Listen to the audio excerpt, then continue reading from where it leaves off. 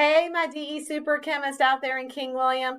This is Tracy Folks with a brief overview of chapter 17. And to let you know, we are almost done with this book. We're only doing 20 chapters, and here we are at 17.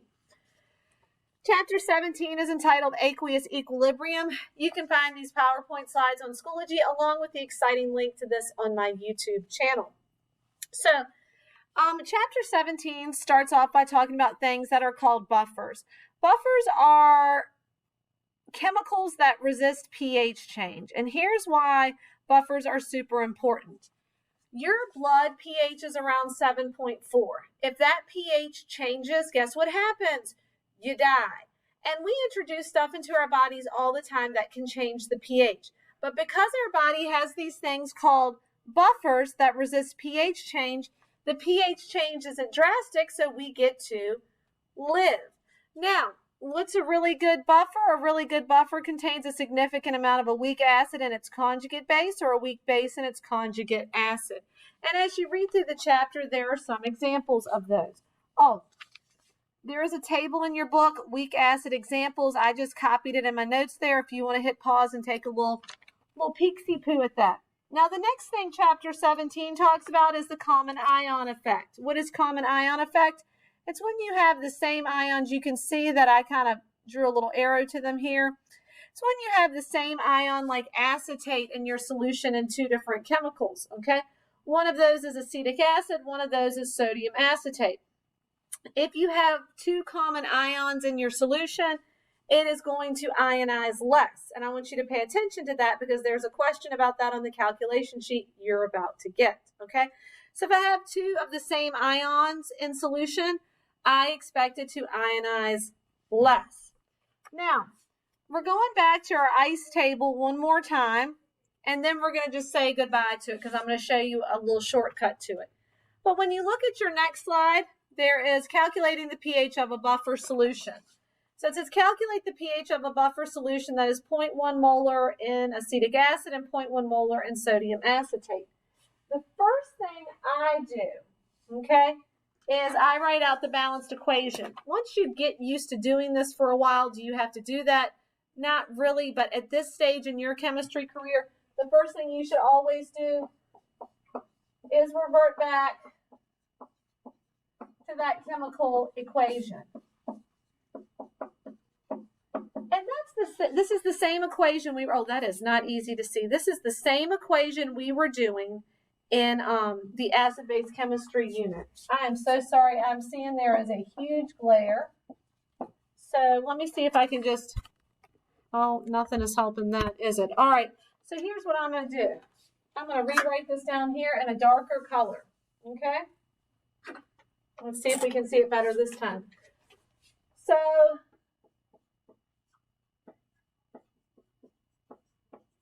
all I'm doing is writing that equation that I wrote for acids in the last chapter. Okay? So that's that. That's so much easier to see. And then I know that Ka, just like it was in the last chapter, is that over that. Nothing new there. We've already done that, okay? Now, I told you in this problem that Ka was 1.8 times 10 to the negative 5. Okay, so I can plug that in. And I'm looking for pH, so basically I'm looking for this, all right? So I can put X in for that. In the problem, it said that C2H3O2 minus, which is the sodium acetate, is 0.1. Is there going to be a change? Sure, there's going to be a change, but it's going to be so small, I'm not going to worry about that. And then I'm going to put that over the concentration of the acid, which also happens to be the same number. That is mere coincidence. That does not always happen that way. Then you can punch this in your calculator. And that's what X equals, all right? Well, X is also H plus. And I asked you to find pH. So pH is going to be negative log 1.8 times 10 to the negative 5. So pH is going to be 4.7. Now, I'm going to hold up my work using the ICE table and showing you my work on the paper too in case you need to pause. Okay, oops, let me see. There we go. So there's all the work there. All right, now the days of the ICE table are gone because your book introduces this thing called Henderson Hasselbach equation. And Henderson Hasselbach means that I no longer have to write ICE tables. I don't have to write all of this stuff. I can just plug some numbers in really easy and solve for what I need. And so Henderson Hasselbach, is pH equals pKa.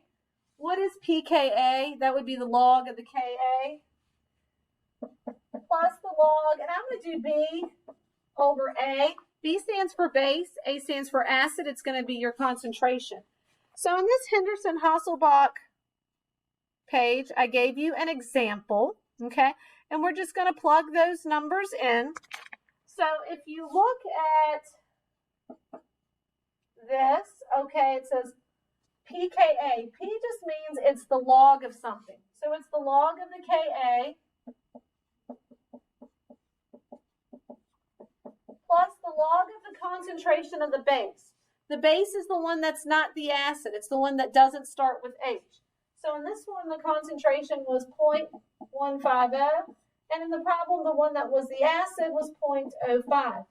Now all you're doing is plugging that into your calculator. Everybody knows where the log button is at this point.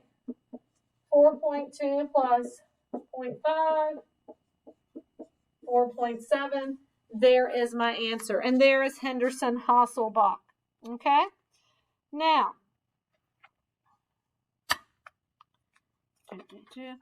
I go ahead in your slides, and I'm just going to lift these up for you to look at again. And I kind of beat a dead horse with Henderson Hasselbach, so I give you another Henderson Hasselbach example. The one thing to notice on this one is at the top of your page, if I give you KB, pKa plus pKb equals 14. So if you need to get pKa, that's how you do it. And then to beat a dead horse again, I do another Henderson Hasselbach in your notes, and you can just pause and take a peek-see-poo at that. And then I ask you a question, and it says, a buffer contains equal amounts of a weak acid and its conjugate base. If it has a pH of 5.25, which is a reasonable value of a buffer, okay? If it's 5.25, okay, that means you've added an acid to it. That means if you add acid, the pH could go down just a little bit, but not much. So if I'm at 5.25 and I go down just a little bit, 5.15 is the best answer there. Okay? Preparing a buffer, I give you another example. Which acid would you choose to combine its sodium salt with for a buffer that has a pH of, 4.25? You have to do the Henderson Hasselbach for all 4 of those pKa values. And when you do that, okay, when you do that, the one that comes the closest is formic acid, and you can see my work there. The next slide, I'm just looking at titration curves. You're going to want to pause on that. The one thing to remember with titration curves is if you have a strong acid and a strong base, you expect it to neutralize at 7.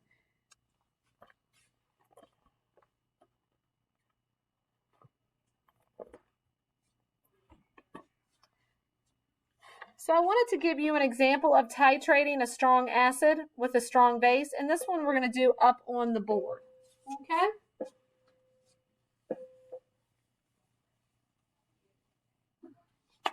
So this one says you have 50 milliliters of 0.2 molar sodium hydroxide. Oh, I'm way up in the camera. So sodium hydroxide is a strong base. It's titrated with 0.2 molar nitric acid, which is a strong acid. Calculate the pH after adding 30 milliliters of acid. Okay, so the first part I'm added is after adding 30 milliliters of acid. So I'm going to start with just some molarity calculations, okay? So for the sodium hydroxide, molarity is moles over liters. And the molarity given to you in the problem is 0.2. I'm not making that up. I'm just coming up with it. Important, please rise to the pledge of allegiance. Hold on just a minute. We got pledgy pills. I pledge allegiance to the flag of the United States of America and to the republic for which it stands, one nation, under God, indivisible, with liberty and justice for all. We will now observe a moment of silence.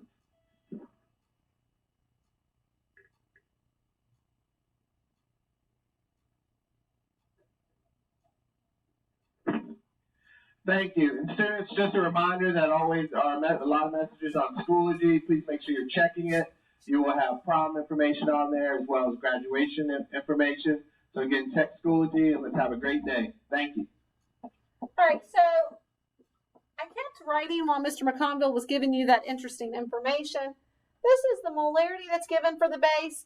It said it was 50 milliliters. I needed that in liters, so I divided it by 1,000. I'm just looking to see how many moles of base I have there. And then it says I've got 30 milliliters of acid I'm doing. So nitric acid, molarity equals moles over liters. From the problem, it says the molarity is 0.2. I don't know how many moles I have. It says I added 30 milliliters. So I divide that by 1,000. I get that, and I have 0.006 moles of acid. Okay? Now, what I'm looking for now, it says after adding that, what is the pH? Okay. So, basically, I'm going to write this here. The concentration of the hydroxide is going to be moles over liters, because concentration is in molarity. There's going to be 0.004 of that, because that's going to react. And then I'm going to have that many liters plus that many liters. Now, where did that 0.004 come from? I want you to look at let me smooth this here, my little ICE table right there under calculate. And that'll show you where the 0.004 came from. Another exciting ICE table. So when I put this in, the OH concentration ends up being 0.05. Well, that means I can find the POH equals negative log 0.05, which equals 1.3. This problem asked you for pH. You should know now to find pH. It is 14 minus 1.3, which is 12.7. All of that to answer letter A. Now, letter B is a lot easier, because letter B says, what's the pH at the equivalence point? Because this is a strong acid and a strong base, at the equivalence point, the pH is 7. Okay, so strong acid, strong base, there's no math. The pH is 7. Okay? I have one more titration example to go through with you, but it looks like my time is almost up in this session. So check me out in part 2 of your chapter 17 notes. See you there. Bye.